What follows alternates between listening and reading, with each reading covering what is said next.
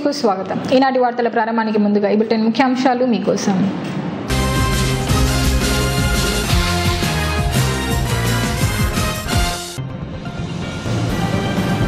39 కోట్ల రూపాయల వ్యయంతో నిర్మించిన ఫ్లైఓవర్ బ్రిడ్జ్ ని ప్రారంభించిన మంత్రి ఫరూక్, ఎమ్మెల్యే భూమా బ్రహ్మానందరెడ్డి.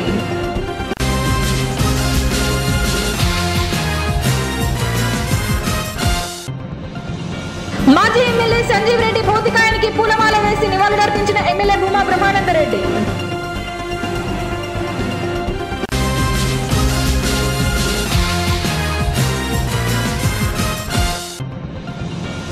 గాయత్రీదేవి ఆలయంలో ఘనంగా జరిగిన చండీ హోమం.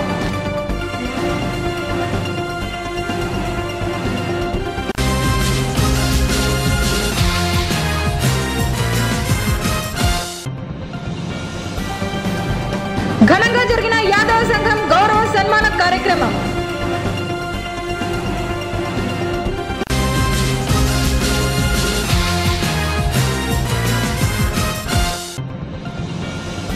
శ్రీకాళహస్తి దేవస్థానానికి 8 టన్నుల కూరగాయలను అందించిన మార్కెట్ కమిషన్ ఏజెంట్ ప్రసాద్.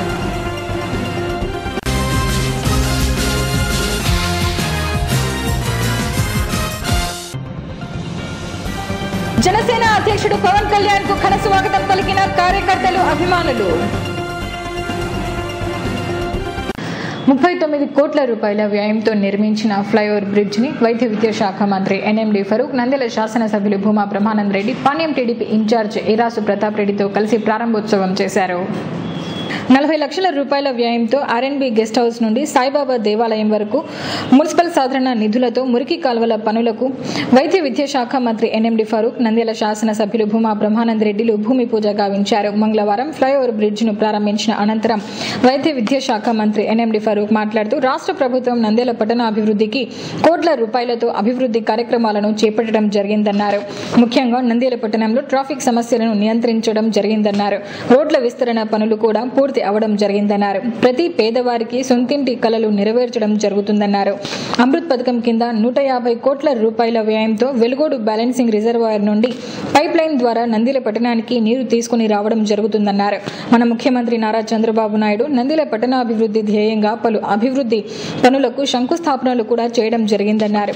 అనంతరం నంద్యాల శాసనసభ్యులు భూమా బ్రహ్మానందరెడ్డి మాట్లాడుతూ, ఫ్లైఓవర్ బ్రిడ్జిని వైద్య విద్యాశాఖ మంత్రి ఎన్ఎండి ఫరూక్, పాణ్యం ఇన్ఛార్జ్ ఈరాసు ప్రతాప్ రెడ్డి చేతుల మీదుగా ప్రారంభించడం ఎంతో ఆనందదాయకంగా ఉందని, దీని వలన ట్రాఫిక్ సమస్యను చాలా వరకు నియంత్రించడం జరిగిందని అన్నారు.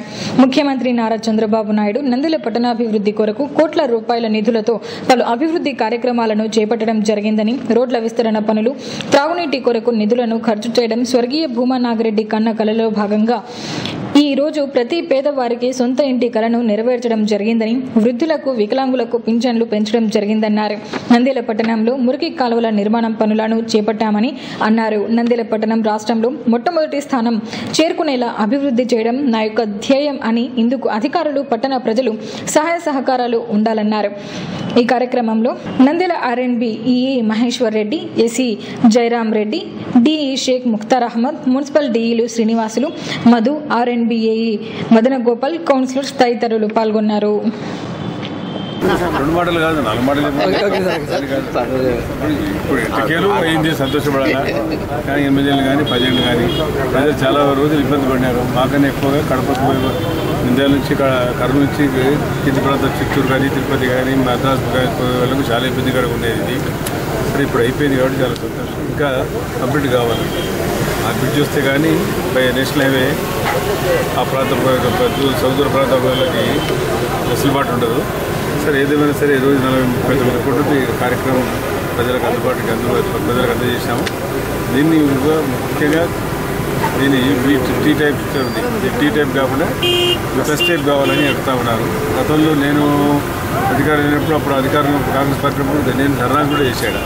రైతులందరినీ పోగు చేసుకొని 5 గ్రామాలందరినీ పోగు చేసుకొని చాపరావల, అదేవిధంగా పాండురంగాపురము, పుష్లూరి గ్రామస్తులంతా వచ్చి ధర్నా చేశాను. ఇక్కడ మాకు ఇది అవసరం లేదు, మా ప్రాంతానికి రావాలని.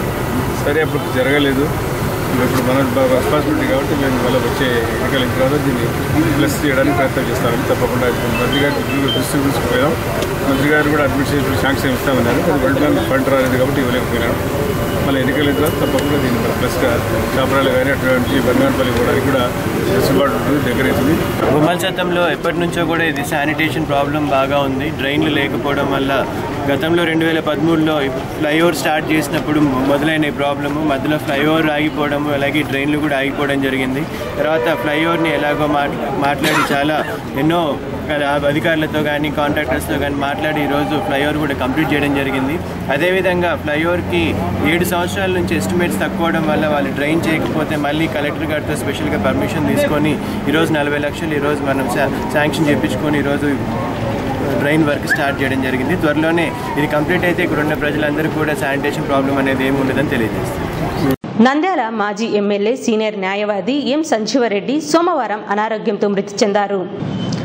మంగళవారం నంద్యాల ఎమ్మెల్యే భూమా బ్రహ్మానందరెడ్డి మాజీ ఎమ్మెల్యే సంజీవరెడ్డి భౌతికాయానికి పూలమాల వేసి నివాళులర్పించారు. 1983వ సంవత్సరం తెలుగుదేశం పార్టీ ఆవిర్భావ సమయంలో యువ న్యాయవాదిగా ఉన్న సంజీవరెడ్డి టీడీపీలో చేరారు. నంద్యాల ఎమ్మెల్యే అభ్యర్థిగా పోటీ చేసి గెలుపొందారు.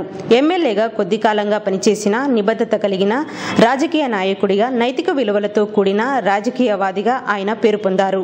నంద్యాల ప్రథమనంది సమీపంలో వెలసిన వేదమాత్ర గాయత్రీదేవి ఆలయంలో చండీ హోమం నిర్వహించారు. ఆలయ 11వ వార్షికోత్సవం సందర్భంగా బ్రాహ్మణ సేవా సమాఖ్య వారు ఈ కార్యక్రమాన్ని చేపట్టారు. మార్కండేయ పురాణంలో చెప్పబడినటువంటి చండీ సప్తశతి అంటే 700 శ్లోకాలు 13 అధ్యాయాలుగా విభజింపబడిన మంత్రపూరితము చండీ హోమం. ఈ చండీ హోమం అత్యంత మహిమాన్విత, అత్యంత ఫలప్రదం. ఇలాంటి చండీ హోమాన్ని గాయత్రి ఆలయ ప్రాంగణంలో నిర్వహించామని ఋత్వికులు తెలిపారు. మొదట గణపతి పూజను నిర్వహించి మూల విరాట్టు గాయత్రి అమ్మవారికి పంచామృత అభిషేకాలు నిర్వహించారు. అనంతరం యాగశాల ప్రవేశించి యజ్ఞక్రతువుని ప్రారంభించారు. 13 అధ్యాయాలుగా ఈ చండీ యాగాన్ని వేద మంత్రాల మధ్య చేపట్టారు. పండితులు కూష్మాండ బలి, పూర్ణాహుతి నిర్వహించారు. బ్రాహ్మణ సేవా సమాఖ్య అధ్యక్షులు మురళీకృష్ణ దంపతులు, secretary Painendra Sharma, Anupuri Prasad, Srisailam trust board సభ్యులు భరద్వాజ శర్మ, కర్నూలు బ్రాహ్మణ సంఘ పెద్దలు, పట్టణ బ్రాహ్మణులు ఈ కార్యక్రమానికి హాజరయ్యారు. ఈ సందర్భంగా వేద పండితులు కార్తిక్ శర్మ మాట్లాడుతూ లోక కళ్యాణార్థం దేశం సుభిక్షంగా ఉండాలని, సర్వేజన సుఖినో భవంతు అన్న సంకల్పంతో ఈ చండీ యాగాన్ని నిర్వహించడం జరిగిందన్నారు. అనంతరం సాయంకాలం గాయత్రి అమ్మవారిని నంద్యాల పురవీధులలో ఊరేగించారు. గారు చెప్పిన ప్రకారంగా వార్షికోత్సవంలో భాగంగా చండీ హోమం నిర్వహణ చేస్తూ ఉన్నాం. లోక కళ్యాణార్థం ఈ యొక్క యాగం 11 సంవత్సరాలు ప్రతిష్ఠ అయి వార్షికోత్సవం సందర్భంగా భక్తాదుల చేత జరుపుపడేటటువంటి యొక్క చండీ హోమం అంతా కూడా లోక కళ్యాణం కోసం కూడా మనం ఈరోజు ఆలోచన చేయాలి. దేశంలో అనేకమైనటువంటి శత్రుముఖలంతా కూడా ఉగ్ర దాడి జరిపి 13 రోజులైంది. వాళ్ళ యొక్క ఆత్మశాంతి కోసం కూడా ఈరోజు మనం ఈ యొక్క చండీ హోమాన్ని నిర్వహిస్తూ, అదేవిధంగా అమ్మవారి యొక్క విశేషమైనటువంటి అనుగ్రహం మన యొక్క దేశ రక్షణకు, సైనికులకు వీళ్ళంతా కూడా కలగాలి అనేటటువంటి ఒక దివ్యమైనటువంటి సత్సంకల్పం కూడా ఈరోజు జరిగినటువంటి శుభముహూర్తం. ఇటువంటి సందర్భంలో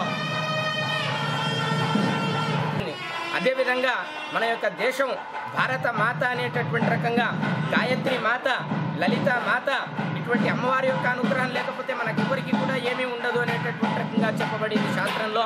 కాబట్టి అటువంటి ఒక అమ్మవారి యొక్క అనుగ్రహం అందరికీ కూడా కలగాలనేటటువంటి ఒక సత్సంకల్పంతో ఈరోజు చండీ హోమం అంతా కూడా మన యొక్క పెద్ద సిద్ధాంతి గారు, పెసరవాయ సిద్ధాంతి గారి యొక్క ఆశీర్వచనముల చేత, వారి యొక్క అధ్యక్షతలో ఈ యొక్క బ్రాహ్మణ సేవా సమాఖ్య తరపున జరుగుతూ ఉండేటటువంటి ఒక చండీ హోమం. యాదవ కార్పొరేషన్ మొట్టమొదటి అధ్యక్షులు బాలాజీ యాదవ్ను నంద్యాల యాదవ సంఘ సభ్యులు ఘనంగా సన్మానించారు. ఈ కార్యక్రమానికి రాష్ట్ర మహిళా బీసీ సంఘ కార్యదర్శి విజయ గౌరి, శ్రీకృష్ణ దేవాలయ అధ్యక్షులు పార్థసారథి యాదవ్, 38వ వార్డు కౌన్సిలర్ వాకా శివశంకర్, మాజీ municipal vice chairman Rajendra Prasad తదితరులు పాల్గొన్నారు. అనంతరం యాదవ కార్పొరేషన్ మొట్టమొదటి అధ్యక్షులు బాలాజీ యాదవ్, రాష్ట్ర మేకల గొర్రెల ఫెడరేషన్ చైర్మన్ నాగేశ్వరరావులను నంద్యాల యాదవ సంఘ సభ్యులు పెద్దలు ఘనంగా సన్మానించారు. ఇక్కడ మనం ఈ మీటింగ్ జరుపుకుంటున్నాము అంటే కారణం ఇప్పుడున్నటువంటి గవర్నమెంట్ ఈ సన్మాన కార్యక్రమం చేస్తున్నది గవర్నమెంట్ ద్వారానే. ఎందుకంటే నాగేశ్వరరావు గారికి మన ముఖ్యమంత్రి చంద్రబాబు నాయుడు గారు రాష్ట్ర స్థాయి చైర్మన్ పదవి ఇచ్చారు. కాబట్టి ఆయనకు కూడా ధన్యవాదాలు తెలియజేసుకుంటున్నాము. మన నాగేశ్వరరావు గారు చెప్పేది నాగేశ్వరరావు గారికి ముఖ్యంగా తెలియజేస్తున్నాం. ఎందుకంటే తెలంగాణలో ఎవరు అడిగితే వారికి గొర్రెల లోన్లు ఇవ్వడం జరిగింది సబ్సిడీలో. అట్లాగే మన రాష్ట్రంలో కూడా ఎవరన్నా అడగని అందరికీ గొర్రెల లోన్లు ఇచ్చి బీసీ లోన్లు ఇప్పించి ఇక్కడ కూడా తెలుగుదేశం పార్టీకి యాదవులం మేము ఉన్నామని తెలియజేసే విధంగా కృషి చేయాలని చెప్పి కోరుకుంటూ యాదవ్ కార్పొరేషన్ ఏర్పడిన తర్వాత ఒక మీటింగ్ కి మొట్టమొదటి మీటింగ్ వచ్చింది మాత్రం నంద్యాల ఉండి మనకు కావలసినటువంటి అవసరాలు ఏంటో మన కోరికలు ఏంటో మనకి ఏం కావాలో తెలుసుకొని అవందరూ సంఘటితంగా ఐక్యంగా ఉండి వాటిని సాధించుకోవడానికి కృషి చేయాలి. ఆ కృషి చేసే క్రమంలో ఇవాళ రాష్ట్రంలో యాదవులందరూ కూడా యాదవ్ కార్పొరేషన్ కావాలని అడిగారు. ముఖ్యమంత్రి గారు కారణం ఏంటంటే నేను అర్థం చేసుకుంది యాదవ్ కార్పొరేషన్ ఇవ్వాల్సింది ఓకే ఇస్తాం, మిగతా చిన్న చిన్న కులాలు కూడా ఉన్నారు సంఖ్యారీత్యా కానీ ఆర్థిక సామాజికంగా విద్యాపరంగా స్కాటర్డ్ గా ఉన్నటువంటి కులాలు ఉన్నాయి, వారి పరిస్థితి ఏం చేస్తాం కూడా గుర్తించినప్పుడు నిజంగా మనం సమాజంలో కలిసి ఇతర వర్గాలతో కలిసి పనిచేసినట్టు. గత మరి కొన్ని సంవత్సరాలుగా మన రాజకీయ చరిత్రను చూసుకుంటే మరి మన రెండు రాష్ట్రాల్లో అయితేనేమి ఇక్కడైతేనేమి కూడా యాదవులు ఎప్పుడు రాజకీయంగా కానీ విద్యాపరంగా కానీ సామాజికంగా పరంగా కానీ పోరాటం చేసుకుంటూనే వస్తూ ఉన్నాం. కానీ ఇప్పుడు ఎన్టీఆర్ గారు ఎప్పుడైతే పార్టీ పెట్టారో అప్పుడు మనలో చాలా మంది నాయకులు తయారయ్యారు. బీసీల్లో అయితేనే అందులో ఎక్కువగా యాదవ నాయకులు కూడా మరి తెలుగుదేశం పార్టీ ఎప్పుడైతే ఎన్టీ రామారావు పెట్టారో బీసీలకు మంచి ఒక నూతన శక్తి నూతన రాజకీయ ఒరవడి ఏర్పడింది. మహాశివరాత్రి బ్రహ్మోత్సవాల సందర్భంగా శ్రీకాళహస్తి దేవస్థానానికి 8 టన్నుల కూరగాయలను మార్కెట్ ప్రసాద్ అందించారు.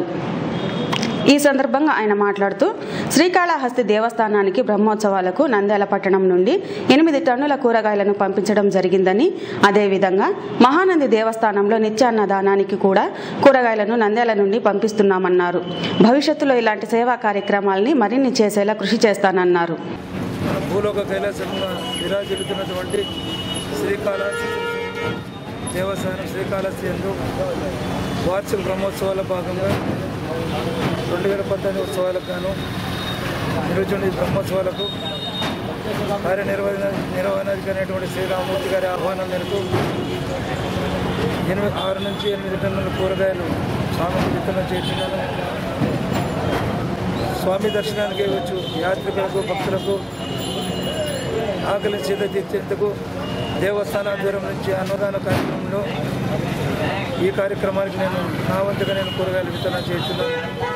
అన్నం పరబ్రహ్మ స్వరూపంని ఆకలి ఉన్న వారికి అన్నం పెట్టాలని సత్సంప్రదాయం మన వేదకాలం నుంచి ఉంది కాబట్టి ఆ సత్సంకల్పంకు భాగంగా జనసేన అధ్యక్షుడు పవన్ కళ్యాణ్ కు నంద్యాలలో కార్యకర్తలు అభిమానులు ఘన స్వాగతం పలికారు. జనసేన పార్టీ అధ్యక్షుడు పవన్ కళ్యాణ్ కర్నూలు నుండి మధ్యాహ్నం 5 గంటలకు నంద్యాలకు చేరుకున్నారు. ఈ సందర్భంగా నంద్యాలకు చేరుకున్న జనసేన అధ్యక్షుడు పవన్ కళ్యాణ్ కు అభిమానులు కార్యకర్తలు ఘన స్వాగతం పలికారు. ఆలగడ్డలో బహిరంగ సభలో పాల్గొనడానికి పవన్ మంగళవారం సాయంత్రం నంద్యాల నుండి రోడ్ షోగా తరలి వెళ్లారు.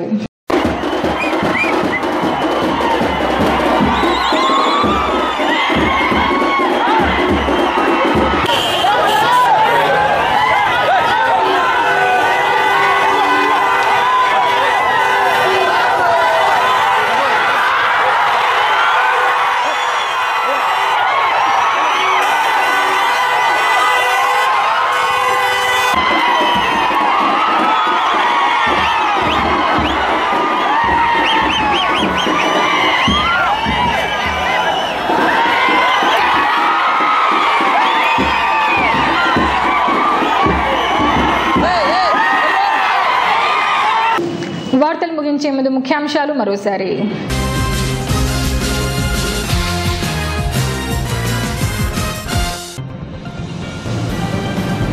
39 కోట్ల రూపాయల వ్యయంతో నిర్మించిన ఫ్లైఓవర్ బ్రిడ్జ్ ని ప్రారంభించిన మంత్రి ఫరూక్, ఎమ్మెల్యే భూమా బ్రహ్మానందరెడ్డి.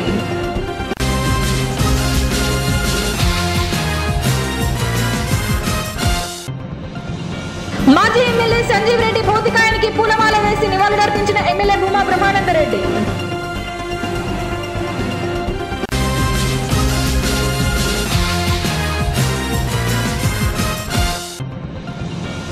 గాయత్రీదేవి ఆలయంలో ఘనంగా జరిగిన చండీ హోమం.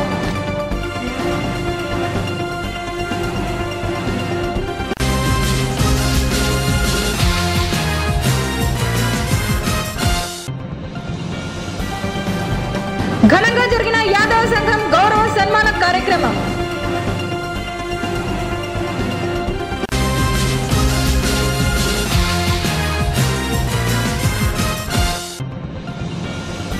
శ్రీకాళహస్తి దేవస్థానానికి 8 టన్నుల కూరగాయలను అందించిన మార్కెట్ కమిషన్ ఏజెంట్ ప్రసాద్.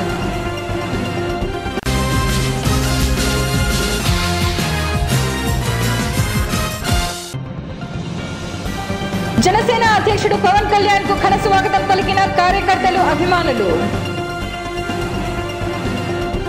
ఈ వార్తలు ఇంతటితో సమాప్తం. మరిన్ని అప్డేట్స్ కోసం చూస్తూనే ఉండండి ప్రజా టీవీ. ప్రశ్నించే హక్కు మీది, చూపించే సత్తా మాది. Voice is yours.